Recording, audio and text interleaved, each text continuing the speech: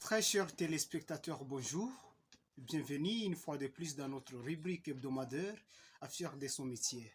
Aujourd'hui, nous allons parler sur des éléments qu'il faut tenir compte à travers nos différents métiers que nous faisons au quotidien. Voici certains éléments. Le premier élément, c'est du courage. Le deuxième élément, c'est la ferveur, ainsi que manque de déception. Le courage peut entraîner que nous puissions au moins rendre rentable notre métier, ce n'est pas des métiers à l'autre. Et c'est là surtout quand vous avez la ferveur, les ailes, surtout ne pas être déçu, puisque plusieurs métiers, quand nous constatons qu'apparemment ils ne sont pas rentables, nous concevons automatiquement l'idée de pouvoir sortir du domaine.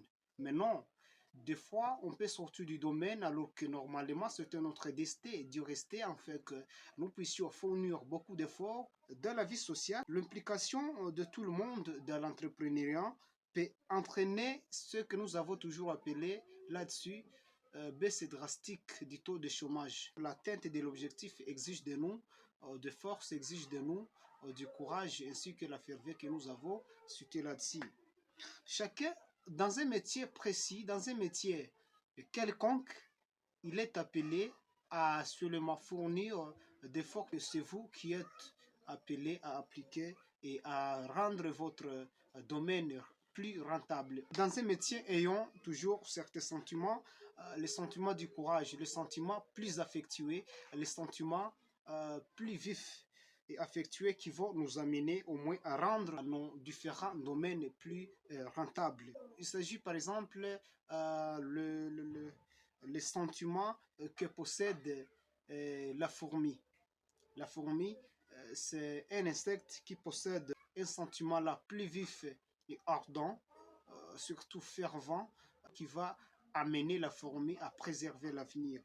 Un être humain aussi est appelé à être comme une fourmi qui possède ce qu'on appelle les sentiments de ferveur, les sentiments là du zèle, du courage qui vont l'amener à préserver l'avenir. Il y a également les sentiments de la cigale. La cigale est comparable à cette personne-là qui possède surtout le courage verbal. Au niveau pratique, il est absent, mais au niveau verbal, il est le premier à avoir beaucoup de vocabulaire. Un être humain ne doit pas avoir le sentiment comme ceux que possèdent les sectes appelés cigales.